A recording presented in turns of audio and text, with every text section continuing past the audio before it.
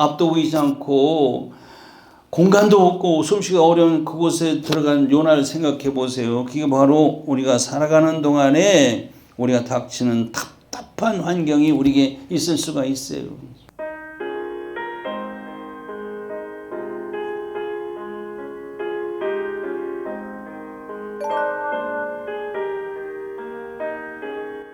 하나님 말씀은 구약성경 요나서 1장 11절 17절까지 말씀입니다.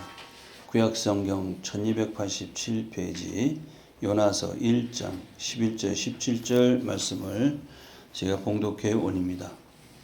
바다가 점점 흉용한지라 무리가 그에게 이르되 우리가 너를 어떻게 하여 바다가 우리를 위하여 잔잔하겠느냐. 그가 대답하되 나를 들어 바다에 던지라. 그리하면 바다가 너희를 위하여 잔잔하리라.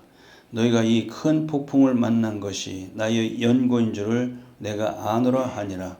그러나 그 사람들이 힘써 노를 저어 배를 육지에 돌리고자 하다가 바다가 그들을 향하여 점점 더 흉용함으로 능히 못한지라. 무리가 여호와께 부르짖어 가로되 여호와여 구하고 구하오니 이 사람의 생명 까닭에 우리를 멸망시키지 마옵소서. 무지한 피를 우리에게 돌리지 마옵소서. 주 여호와께서는 주의 뜻대로 행하심이니이다 하고 요나를 들어 바다에 던지매 바다에 뛰노는 것이 곧 그친지라. 그 사람들이 여호와를 크게 두려워하여 여호와께 제물을 드리고 서원을 하였더라. 여호와께서 이미 큰 물고기를 예비하사 요나를 삼키게 하셨으므로 요나가 3일 3야를 물고기 배에 있으니라. 아멘. 요나서 1장 11절 17절 말씀을 중심으로 나를 들어 바다에 던지라 이런 제목으로 하나님 주시는 은혜를 받도록 합니다. 주님 이름으로 축복합니다.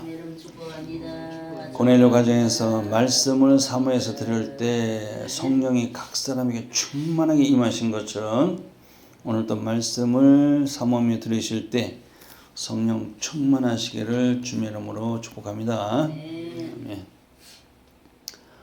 주일이 기다려져야 됩니다. 그래야 참 믿음이 되죠. 벌써 왔어? 이렇게 말하는데 난 주일이 참 기다려진다. 그런 성도의 자세가 되면 너무 좋겠죠. 우리가 텔레비에서 TV에서 드라마를 볼 때도 연속 드라마 볼 때도 끝나고 다음 설교가 아니라 다음 드라마 내용은 굉장히 궁금하단 말이에요. 지금 제가 요나서 1장을 마치 연속을 하듯이 시리즈 설교로 1장을 3번에 나누어서 말씀을 드리게 되었지 않습니까? 그래서 2번째 설교 끝나고 오늘은 3번째 설교가 되기 때문에 그 요나가 어떻게 되어갔을까 그게 궁금해야 돼요. 왜냐하면 성경은 쭉 이어지는 말씀이기 때문에 저는 그 시리즈 설교를 좋아합니다. 그냥 여기 한 구절 저기 한 구절 왔다 갔다 하는 그런 설교는 잘 지향을 하고 계속 이어지는 말씀이기 때문에 연속으로 설교를 제가 하는 걸 제가 선호를 합니다. 그래서 요나서 1장에도 계속 이어지는 말씀이기 때문에 거두절미하고 한 구절만 해가지고 오면은 전체 내용이 그렇지 조금은 덜 은혜가 되는 수도 있기 때문에 제가 나누어서 이제 오늘 3번째 1장 설교인데 지금까지 요나는 하나님의 소명, 부르심을 받고 사명을 받았죠. 선지자입니다. 선지자는 글쎄 그대로 하나님께서 하신 일을 미리 아는 사람이 선지자예요. 알지 앞선 그렇죠. 그래서 모르는 게 없을 정도로 하나님의 일에 대해서는 잘 아는 사람이 바로 선지자입니다. 그런데 하나님께 주신 사명이 너무 힘들어. 그렇죠. 그리고 하나님께 주신 사명이 내 아집과 고집으로 그걸 받아들이면은 그게 싫어요. 하기가 싫습니다. 그래서 요나가 하나님이 낯을 피하여, 그것은 하나님이 사명을 피하여서 멀리 멀리 도망가려고 어디로? 당시에 다시스는 땅끝이라고 사람들이 생각하는 그 다시스, 저 스페인에 있는 항구인데 거기로 도망가려고 욥바 항구에 내려갔더니 마침 다시스로 가는 배가 떠나려고 하는 그 배가 있어요. 그래서 너무나도 할렐루야. 그래서 그 다시스로 가는 배에 올라타고 배 밑으로 내려가서 이제 내가 멀리 멀리 도망가면 하나님께서 나를 붙잡지 못하시겠지. 그래가지고 배 밑창에 내려가서 태평하게 깊이 잠이 든지라. 거기까지 두 번째 말씀이었었어요. 그래서 이제 배가 순풍이 돋다는 듯이 참 미끄러져 가는 그때까지가 요나에게는 봄날씨였다. 이렇게 제가 말씀드렸습니다. 우리가 신앙생활하고 삶을 살아갈 때도 봄날씨가 있어요. 어떤 때는 그래 순풍이 돋다는 듯이 모든 일이 잘 될 때가 있는데 그게 오래 가지 않아요. 이제 하나님께서 그 도망가는 다시스로 도망가는 요나를 이제 타작하기 위해서 배가 바닷 가운데 이르렀을 때 하나님께서 뭘 일으키셨죠? 대풍, 큰 바람인데 폭풍을 일으켜 가지고 배가 정말 깨어질 지경에 이르게 굉장히 위험에 처해 있게 되었죠. 그래도 요나는 정신없이 자고 있어. 그랬죠. 근데 배 사람들이 그 폭풍에서 배가 깨지지 않고 살아나려고 어떻게 했어요? 요나를 깊이 잠들이는 반에 그들은 각자 믿는 신이 다 틀려. 그 자기가 믿는 신에게 살려달라고 막 빌었죠. 근데 그 파도가 잠잠해졌나요? 태풍이 멎었나요? 안 돼요. 그래서 그들은 할 수 없이 배에 실려 있는 그 모든 짐을 다 바다에다 막 내버립니다. 다 던져버려요. 그런데도 안 돼요, 이게. 그래서 그때 뱃사람 선장과 뱃사람들이 어떻게 했냐? 아무래도 이것은 신이 노해서 이렇게 태풍이 일어났다. 그럼 누구 죄 때문이냐? 그래서 제비를 뽑자 해가지고 제비가 누구에게 뽑히겠어요? 당연하죠. 바로 요나에게 제비가 뽑혔죠. 그래서 요나가 그들의 이제 신문이 시작되었지 않습니까? 너는 누구냐? 어디 사람이야? 어디서 왔냐? 너 민족이 어디냐? 어느 백성이냐? 이렇게 신문하니까 나는 히브리 사람이다. 근데 내가 경외하고 믿는 하늘의 하나님 여호와의 명을 내가 어기고 배반해서 나 때문에 이런 풍파를 만나게 된 것이다. 이실직고를 합니다. 자, 자기 잘못을 이실직고나 토해내는 것을 우리는 회개라고 합니다. 그렇죠? 회개를 했단 말이에요. 그러면은 파도가 잠잠해야 되는데 파도가 잠잠했나요? 그냥 그대로죠. 여전히 그냥 별을 삼키듯이 깨질 듯이 그 폭풍을 멈추지 않았더라 그 말이죠. 왜 회개를 했는데도 그게 안 될까? 그게 말이에요.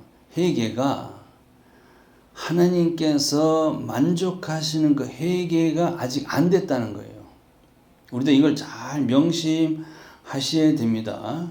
그냥 입술로만 거칠게 회개했다는 거예요. 입으로만. 그렇지 않습니까?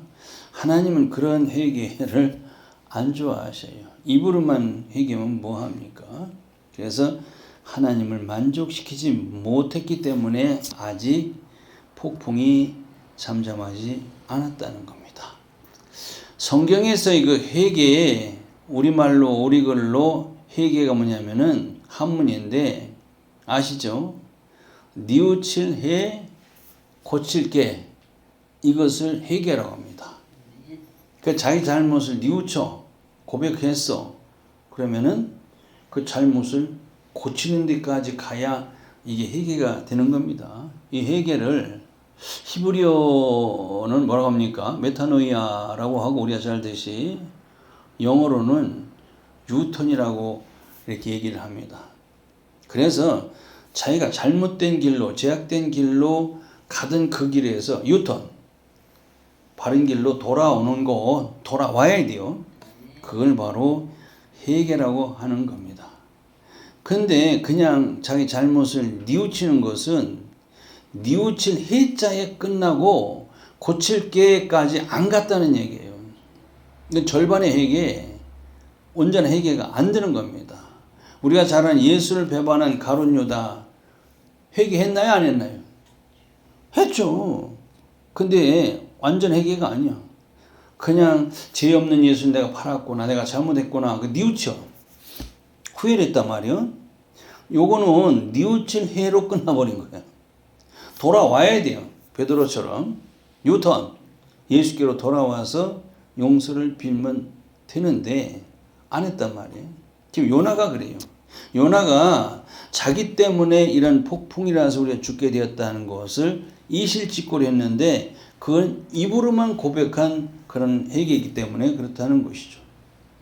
그리고 풍랑이 해결을 했는데 풍랑이 안 거치고 더 풍랑이 더 흉흉했더라. 더 거세지는 중요한 이유가 또 하나 있어요.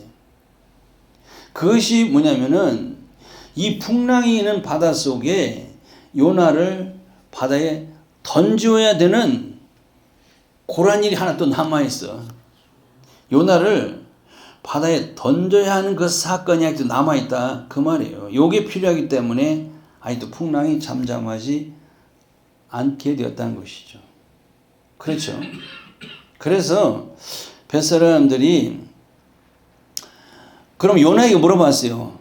네가 잘못을 저질러가 하나님 앞에, 여호와 하나님 앞에 잘못 저질러 이렇게 됐는데 그러면은 어떻게 해야 이 파도가 잠잠해지겠느냐, 이걸 물어봅니다.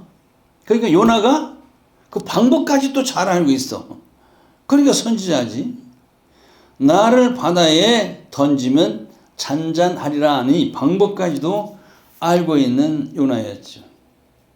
그러니까 하나님이 하실 일을 미리 다 알고 있는 사람이 선지자라고 아까 그랬지 않습니까? 그러니까 알고는 있어.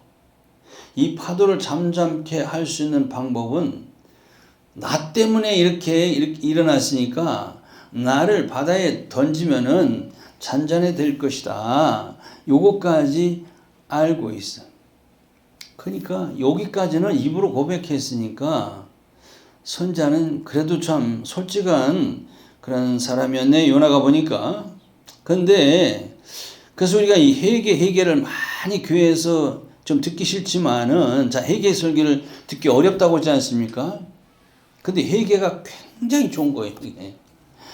그래서 진정한 회개는 어떤 상황 속에서도 자기 잘못을 남에게 전가시키지 않는 게 진정한 회개예요.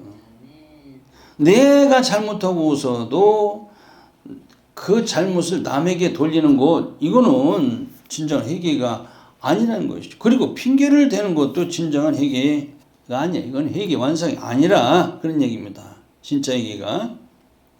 그래서 자꾸 내 잘못을 남에게 돌리다 보면 회개를 다 못하고 결국 인생이 끝나게 된다고 그랬지 않습니까? 그래서 요나가 12절에 나를 들어 바다에 던지라, 이 말은 나를 죽이세요, 이런 말이에요.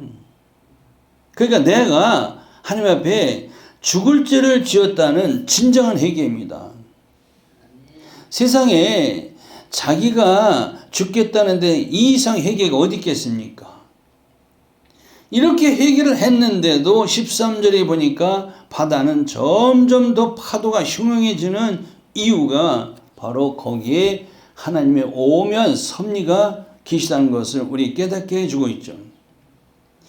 요나가 벳사람들에서 바다에 던지는 이 일을 통해서 장차 신약시대에 이 세상에 오신 예수께서 십자가에 죽으시고 무덤 속에 들어가서 3일 만에 다시 부활해서 나오시는 인류 역사상 전무후무한 위대한 그 작품을 이루시기 위해서 이 요나를 통해서 미리 모형으로 보여주시기 위해서 그렇게 하셨다는 겁니다. 그래서 이 풍랑이 점점 더 심해지게 되니까 14절에 보니까 벳사람들 이 무리들이 어떻게 해요? 하나님께 부르짖어 여호와께 부르짖어 기도를 하네 보니까 5절에서는 각기 자기가 믿는 신에게 부처 믿는 사람, 다른 단골 믿는 사람, 이슬람 믿는 사람, 여러 가지 공자를 믿는 사람 다 자기 신들 있지 않습니까? 그런데 자기가 믿는 신의 이름으로 그렇게 살려달라고 기도하더니 이번에는 동일하게 하나님께 부르짖어 합심으로 기도하네 보니까 오늘 본문에. 그러면 그들이 하나님을 알고 기도할까? 아니에요. 그들은 하나님 잘 알지 못하지만은 요나 입에서 이실 즉구할 때 하늘의 여호와 하나님이라는 그 이름이 나오니까 그들이 이제 하나님의 이름으로 하나님을 부르며 기도하고 있다 그 말이에요. 하나님은 하루아침에 아는 게 아니에요. 못 알아요. 그냥 기적 한번 보았다고 하나님을 알아지는 것도 아니에요. 성경에서 바로 왕은 하나님이 내리신 10번의 그 기적을 재앙을 안 보았나요? 보았으면서도 그는 하나님 알지 못하고 믿지 아니했어요. 지금 이스라엘 백성들을 추격하는 바로의 군대는 전무후무한 이적이죠. 광야에서 이스라엘 백성들을 인도하는 구름기둥과 불기둥을 바로의 군대가 못 보았나요? 이스라엘 진에서 구름기둥과 불기둥이 앞으로 뒤로 이동하는 것을 바로의 군대도 다 보았단 말이에요. 그런데도 바로의 군대가 하나님을 알고 하나님 믿었나요? 안 믿었지. 그와 같이 이 하나님의 말씀도 하루아침에 이걸 아는 것이 아니에요. 한번 읽었다고. 그래서 엠마오로 가는 두 제자 너무나 잘 알죠. 누가복음 24장에는 엠마오로 가는 두 제자 제가 참 좋아하는데 이제 부활하신 예수님, 그런데 엠마오로 가는 두 제자는 예수님 십자가에 달려 죽으시고 무덤에 장사했다는 게 실망을 해가지고 예수를 따라다니다가 실망을 해가지고 낙심해가지고 이제 다 틀렸다. 엠마 고향으로 돌아가서 농사나 짓고 살자 이렇게 낙심해서 가는 그 길에 부활하신 예수님이 엠마오로 가는 두 사람과 함께 착 나타나가지고 함께 가시죠. 그런데 옆에 한 사람이 와서 같이 동행하는데도 엠마오로 가는 두 제자는 그가 예수인 줄, 부활하신 예수인 줄을 알아보지 못했어요. 그 신기하죠? 알아보지 못했단 말이에요. 날이 저물어서 더 이상 갈 수가 없으니까 우리 함께 유숙합시다. 그렇죠? 그래서 함께 여관에서 하루 저녁을 그들과 함께 지내게 되었는데 그때 저녁을 먹어야 될 거 아닙니까? 그래서 누가복음 24장 30절 31절에 보면은 예수께서 음식을 잡수실 때 떡을 가지사 축사하시고 떼어 저에게 주시매 저희 눈이 밝아 그인 줄 알더라 했어요. 예수님이 감사기도 하시고 그 떡을 그들의 식사가 빵이니까 떡이니까 그걸 띄워주고 그걸 먹으니까 눈이 열려가지고 이분이 예수님이시네. 그제서야 예수인 줄 알아보았더라 그 말이죠. 너무 감격적인 얘기죠. 신기하지 않습니까? 같이 가고 같이 그 안에서 유숙할 때 그때까지도 예수인 줄 어떤 지나가는 어떤 객인인 줄 알았겠죠. 지나가던 사람인 줄 알았는데 언제 눈이 열려야 돼요. 눈이. 예수께서 축사만 하면 아주 이적이 일어나죠. 오병이 때도 마찬가지지 않습니까? 그래서 이게 무슨 얘기냐면은 당시 사람들도 그렇고 지금 이 세상 사람도 마찬가지고 말씀이 들어가서 그 떡은 말씀으로 의미합니다. 주님이 주신 이 말씀이 들어가서 말씀 신앙이 돼야 그때 눈이 열리게 된다는 것이죠. 그래서 제가 그걸 상당히 좋아합니다. 그 엠마론 두자를. 아, 그렇구나. 말씀이 들어가야, 말씀 신앙이 되어야 눈이 열리게 되는구나. 믿으시기 바랍니다. 성경에서 왜 예수님 당시에는 그렇게 맹인이 이렇게 많아? 우리는 소경이라고 하지 않습니까? 저는 개혁 한글판 쓰기 때문에 소개 나오는데, 이제 맹인이 나오는데, 맹인이나 소경이나 똑같아요. 맹이 뭐예요? 소경맹자 아니에요. 그게 그 말인데, 어쨌든 순화시켜가지고 자연들에게 상처 주지 않게 해서 그렇게 바꿔서 얘기를 하긴 하는데, 그 말이 그 말인데, 예수님 당시에 참 이 맹인들이 많았어요. 근데 절대로 못 고쳐요. 그렇죠? 근데 누구를 만나야 고치냐? 예수님만 만나면 맹인이 눈을 떠. 할렐루야. 똑같은 얘기예요, 이게. 이제는 의술이 발달해서 눈병도 많이 고치는데, 그래도 실명한 사람은 아직도 불가능하다고 그랬죠. 그게 무슨 얘기냐면은, 예수를 만나기 전에는 절대로 영안이 안 열려요.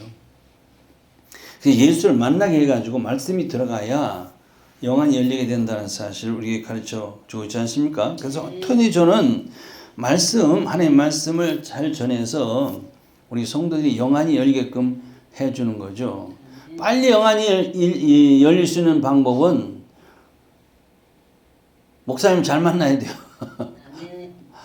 말씀을 잘 전하는 목사님 만나면은 빨리 영안이 열려. 근데 자꾸 세상 얘기만 하는 그런 목사님 만나면 육안은 괜찮은데 영안은 잘 안 열린다는 사실도 우리가 알고 있는 사실 아닙니까? 그래서 주님을 만나야 영안이 열려요. 그러니까 목사님 어떻게든지 교회 오시면 성도들을 말씀으로 오신 예수님을 자꾸 말씀으로 주님을 만나게 해줘야 된다는 거, 이것이 아주 굉장히 중요하죠. 그래서 오늘 14절 보니까 선장과 기도하는 사람들이 요나가 고백하는 그 하나님을 제대로 알지는 못했어요. 근데 하나님이 그렇게 하셨다고 그러니까 그 당시에는 많은 그 섬기는 잡신들이 많지 않습니까? 당시에 각자 자기 섬기는, 요나가 섬기는 하나님도 그냥 잡신들 중에 하나로 이렇게 생각을 했겠죠. 그러니까 지금 죽게 됐는데 죽느냐 사느냐인데, 우리말로 이판사판인데, 그래 요나가 말하는 여호와 하나님께 한번 기도해보자 그 말이에요. 그 선장이 혹시 그랬지 않습니까? 혹시 망하지 않게 하지 않겠느냐? 너 왜 잠만 자고 있냐? 너 하나님 앞에 기도하라고 했지 않습니까? 그러니까 하나님 믿는 건 아니요. 그런데 혹시나 그 하나님 우리를 살려주지 않을까? 그래서 합심을 함께 기도했다는 그런 장면이 나오지 않습니까? 이 시대 사람들도 마찬가지예요. 뭐라고 합니까? 종교는 다 똑같다. 구원도 거기에 있다. 모든 종교. 이렇게 이제 종교 다원주의를 주장하면서 그렇게 믿는 사람들이 많아요. 그러니까 관계없어. 어떤 때 절이 갔다가, 어떤 때 통일 갔다가, 여호와의 갔다가, 다른 미신들 단국교를 갔다가, 호랭교를 갔다가, 뭐 그렇지 않습니까? 상관없어. 왜? 거기도 구원이 있다고 하니까. 기독교는 아니에요. 심지어 기독교 안에서도 이 종교다원주의를 수용하고 전하고 믿는 사람이 있다는 것이 심각한 문제죠. 우리는 죽었다 깨어나도 유일신 구세주는 예수밖에 없다는 사실을 믿으시기 바랍니다. 그런 자들이 요나가 자신을 바다에 던지라고 했지 않습니까? 그래서 잘됐다. 그리고 후딱 요나를 바다에 던진 게 아니에요. 요나를 바다에 던지는 것도 굉장히 두려워. 왜 그래요? 아니, 산 사람을 바다에 던지면 살인죄에 걸리지 않습니까? 죽였으니까. 우리가 저 요나는 자꾸 자기 던지라고 그러는데, 우리가 요나를 던지면 요나를 죽이는 꼴이 되는데, 그럼 요나의 하나님 그 신이 진노해서 우리를 치면 또 우리가 모두 허사가 되는 거 아니야? 너무 두려워가지고 주저하고 있었다는 것이죠. 근데 그들이 기도하는 것이 뭐예요? 그러니까 요나가 믿는 하나님, 우리가 비는 것은 저 요나가요, 자기 잘못으로 하나님께서 진노하셔서 그렇다고 자기를 바다에 던지라고 했지 않습니까?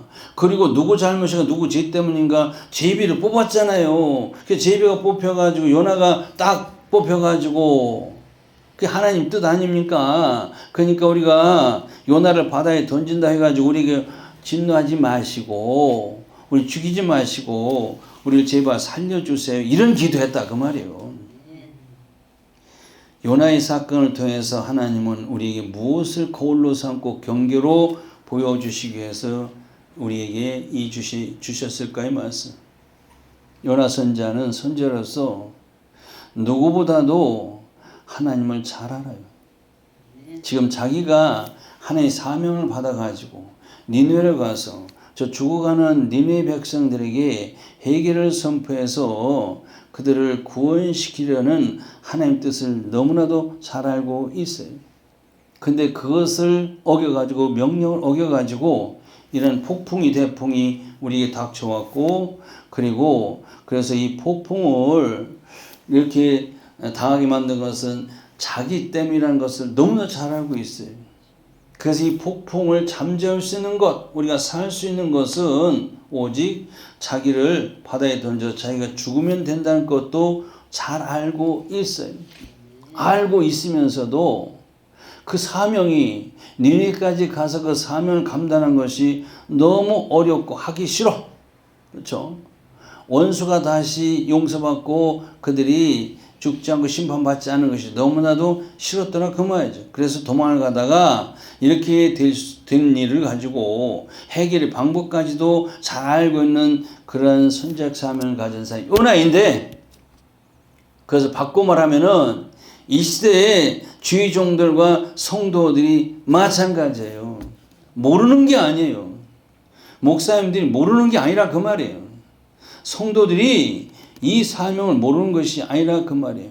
왜 지금 나라가, 이 사회가, 가정이, 개인이 왜 이렇게 계속 유라굴로 같은 그 폭풍이 닥쳐오고 나라가 이렇게 혼란스럽고 세계가 이렇게 혼란스럽고 이렇게 우리가 어려움을 당하고 있느냐?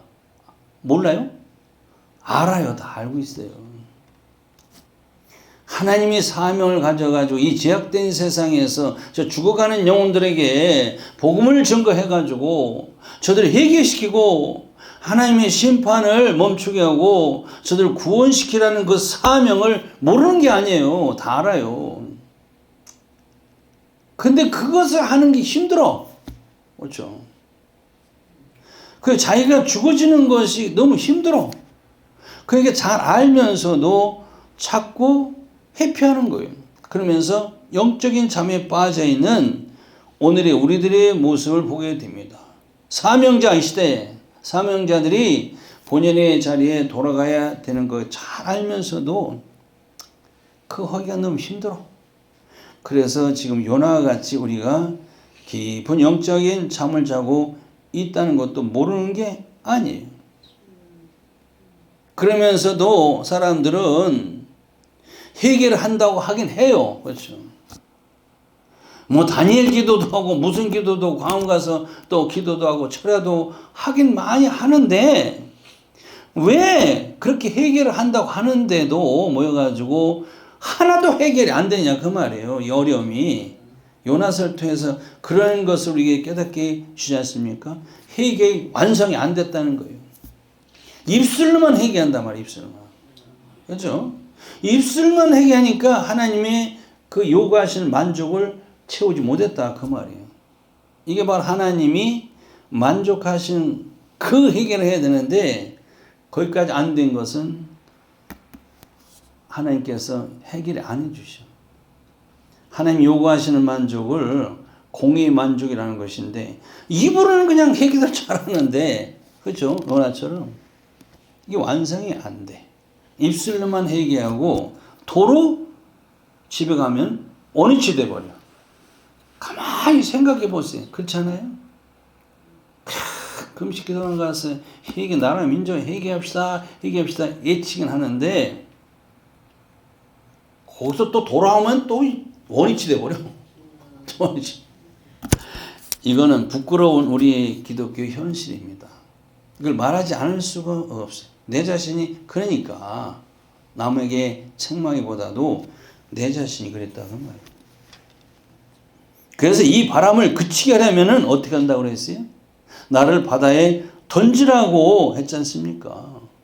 나를 죽여달라고 말이에요. 내가 죽여야 된다는 것을 가르쳐주고 있지 않습니까? 그래서 하나님 앞에 막 기도하다가 도저히 안 돼. 왜? 요나를 던져야 된다니까. 요나가 죽어야 된다니까. 그래서 할 수 없이 뱃사람들이 요나를 바다에 던져버렸네. 그러니까 요나가 바다에 던져서 붕덩 빠져버리니까 거짓말같이 바람이 멈추고 바다가 거울같이 찬찬하게 되었다는 겁니다. 그렇지 않습니까? 바다에 던짐에 이게 바로 요나의 죽음입니다.